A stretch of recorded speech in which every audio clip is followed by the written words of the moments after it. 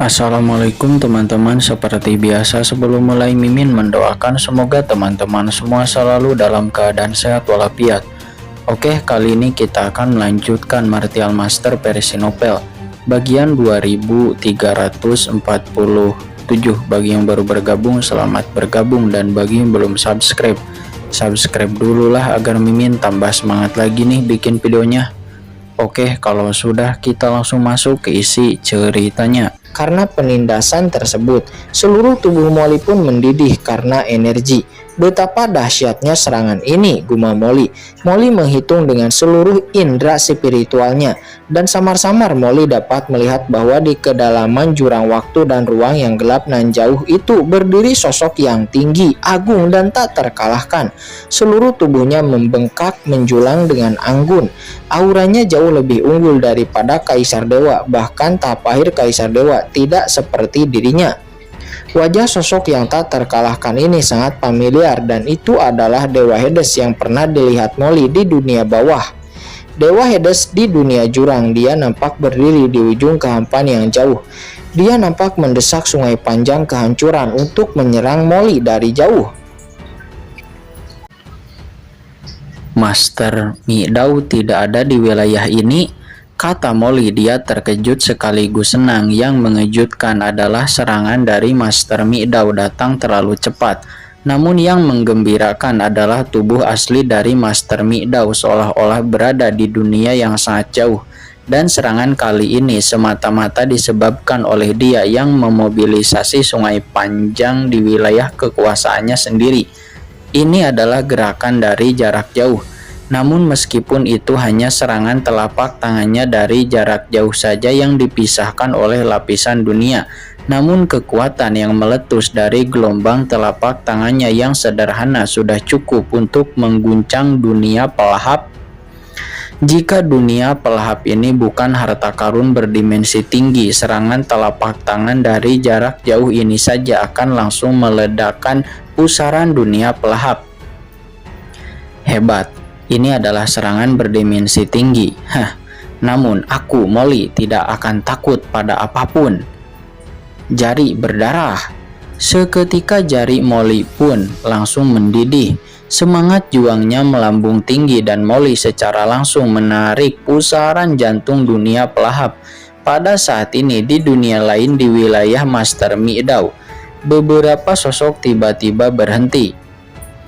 Orang-orang ini memiliki aura aneh. Begitu orang-orang kuat dengan aura aneh ini mendekati tepi wilayah kekuasaan Master Midao, mereka seketika merasakan aura mengerikan dari sungai panjang ke penghancuran, yang mana itu melonjak di wilayah kekuasaan Master Midao. Apakah ini sungai panjang penghancur milik Master Midao? Mengapa sungai itu tiba-tiba aktif? Mendesir, pemimpin dari kelompok orang itu berhenti dan wajahnya tampak tidak yakin. Dia memperlihatkan keterkejutan dan keraguan. Kalau saja sungai panjang kehancuran ini tidak ditujukan kepadanya, dia pasti akan mengira bahwa Master Midao telah mengenalinya dan hendak menyerangnya. Paman Qin, apa itu sungai kehancuran? Seorang anak yang baru berusia 4 atau 5 tahun mengedipkan matanya. Dia terlihat sangat pintar dan imut. Ya, kelompok orang ini adalah Qin Chen dan kelompoknya yang baru saja tiba di dunia jurang belum lama ini, dan Qin Chen sedang dalam perjalanan untuk menuju ke wilayah Master Midao. Sungai kehancuran adalah kekuatan tertinggi yang dikendalikan oleh Master Midao. Itu adalah sungai asal yang mengerikan yang terbentuk ketika Master Midao memasuki Dao. Itu mirip dengan laut dosa Ratu Mingyue. Biasanya hanya diaktifkan ketika situasi besar terjadi dan tidak akan mudah dipicu. Wajah Qin Chen tampak serius. Master Midao adalah seorang ahli praktisi tingkat Kaisar Dewa yang berdimensi tinggi. Dia adalah salah satu dewa utama di dunia jurang. Orang sekuat itu dapat menghancurkan langit dan bumi hanya dengan lambaian tangannya saja. kecuali untuk pertempuran antara orang kuat dengan level yang sama. Dalam keadaan normal tidak perlu untuk mengaktifkan sungai panjang penghancur. Namun sekarang sungai panjang penghancur miliknya telah diaktifkan. Bagaimana mungkin Qin Chen tidak terkejut? Mungkinkah dia telah menyadari kehadiranku dan berencana untuk mengincarku, kata Qin Chen. Qin Chen tidak dapat menahan diri untuk tidak memikirkan hal itu. Jika demikian, maka memasuki wilayah Master Mi Dao sekarang sama saja dengan masuk ke dalam perangkap. Bukan, seharusnya tidak demikian. Aku sudah sangat berhati-hati. Bagaimana mungkin Master Mi Dao ini bisa merasakan keberadaanku?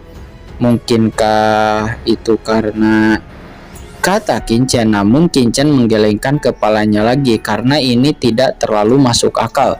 Kemungkinan besar itu ditujukan kepada dewa dunia bawah, tetapi ketika aku berada di dunia bawah, aku melihat dengan mata kepalaku sendiri bahwa dewa dunia bawah alias Dewa Hades dan Ratu Mingyue telah meninggalkan wilayah Master Mi Dao dan mereka memasuki kedalaman jurang. Mereka seharusnya tidak tinggal di sini, kan? Gumam Qin Chen, dia menjadi bingung. Qin Chen kemudian menatap Pang Muling dan yang lainnya di sampingnya dan berkata dengan suara yang dalam, "Kalian semua berhati-hatilah dan waspada, aku akan terus mengamati." Begitu Qin Chen selesai berbicara, Qin Chen tiba-tiba mengaktifkan mata penciptaannya dan berdengung. Sinar cahaya tak kasat mata menyebar diam-diam dan langsung datang ke wilayah kekuasaan Master Mi Dao. Ketika dia melihat ini, dia terkejut. Yah, itu.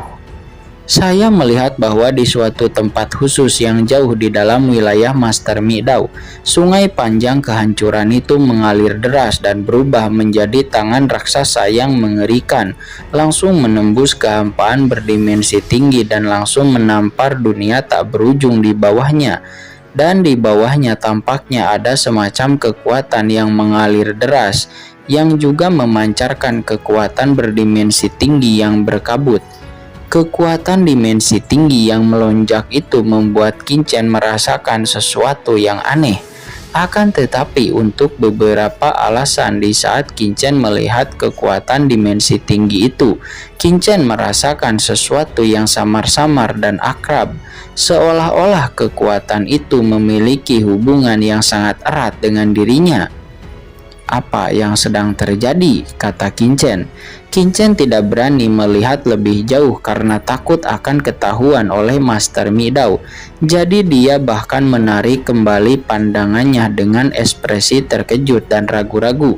Dirinya yakin bahwa kekuatan dimensi tinggi yang menjadi target dari Dewa Mi Dao bukanlah kekuatan dimensi tinggi dari Dewa Hades ataupun kekuatan dimensi tinggi Ratu Mingyue.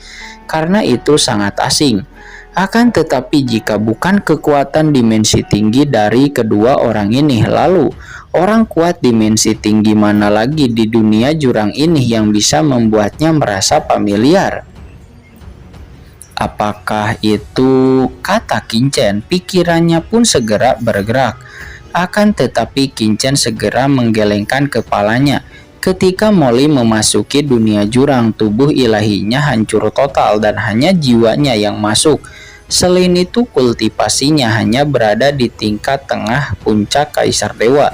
Dalam waktu sesingkat itu, dia seharusnya masih memperbaiki atau menyembuhkan dirinya sendiri. Bagaimana mungkin Molly bisa memasuki alam dimensi yang lebih tinggi dalam satu gerakan? Selain itu, Molly memasuki dunia jurang melalui lorong yang dibangun oleh Master Ling Dao. Bahkan jika dengan kepribadian Molly, dia akan meninggalkan tempat di mana Master Ling Dao berada. Sebagai hal pertama yang akan dia lakukan setelah memasuki dunia jurang, dia tidak akan seberuntung itu untuk bertarung langsung dengan Master Mi Dao, kan? Meskipun Qin Chen curiga, namun Qin Chen masih menoleh untuk melihat kepada bocah kecil di sampingnya dan berkata dengan suara yang dalam, "Nian Li, rasakan arah itu untuk melihat apakah ada aura darah dari ayahmu. Tapi ingatlah untuk berhati-hati dan jangan sampai dirasakan oleh kekuatan penghancur itu." Paman Qin, apakah maksudmu ayahku menjadi sasaran master itu? Kata Mo Nianli. Dia terkejut dan segera menutup matanya. Segera anak kecil itu merasakan lokasi wilayah kekuasaan dari Tuan Luo Yun dan kemudian berdengung. Kekuatan tak kasat mata itu seketika menyebar tanpa suara, mencoba membangun semacam induksi dengan kekuatan di sana. Saat ini di jantung pusaran dunia pelahap, nampak Molly menatap Dewa Mi Dao dengan kaget dan juga marah saat dia dipukul dengan tangan besar. Tiba-tiba dia terkejut dan merasa seolah-olah ada kekuatan yang menguncinya. Master Mi Dao ini memiliki cara yang begitu kuat sehingga dia benar-benar memiliki kekuatan magis yang secara langsung menargetkan garis keturunanku, kata Molly. Dia terkejut. Kalau saja Dewa Mi Dao ini bisa mengunci garis keturunanku, maka aku takut aku tidak akan pernah bisa lepas dari kejarannya. Hah, sialan. Tidak, aku tidak bisa tinggal di sini lagi. Aku harus pergi secepatnya. Aku akan melawanmu. Boom. Molly tiba-tiba menjadi marah dan Molly tidak ragu lagi. Dia menahan sumber garis keturunannya sendiri dan menggunakan jantung dunia pelahap untuk mengisolasi dirinya dari dunia luar. Pada saat yang sama, Molly tiba-tiba memotong salah satu tangannya di tempat dan tiba-tiba meledak di pusaran dunia pelahap. Duar. Energi darah dan kekuatan garis keturunan yang mengerikan melonjak dan langsung bergabung ke dalam pusaran dunia pelahap dan langsung mendorong kekuatan pusaran dunia pelahap ke titik ekstrim. Boom. Aura mengerikan pun seketika meletus dari pusat pusaran dunia pelahap. Di dalam lubang hitam bulan sabit, aura dimensi tinggi yang mengerikan melonjak, dan pada saat yang sama aura itu memblokir garis keturunan Molly lebih dalam lagi. Molly tidak tahu betapa istimewanya garis keturunannya, tetapi dia secara tidak sadar mengerti bahwa dia tidak boleh membiarkan Master Mi Dao mengetahuinya, kecuali dia memasuki ranah dimensi yang lebih tinggi. Jika tidak, begitu Master Mi Dao mengetahui tentang garis keturunan keluarga kerajaan jurangnya, dia tidak dapat memprediksi masalah seperti apa yang akan dia hadapi nanti.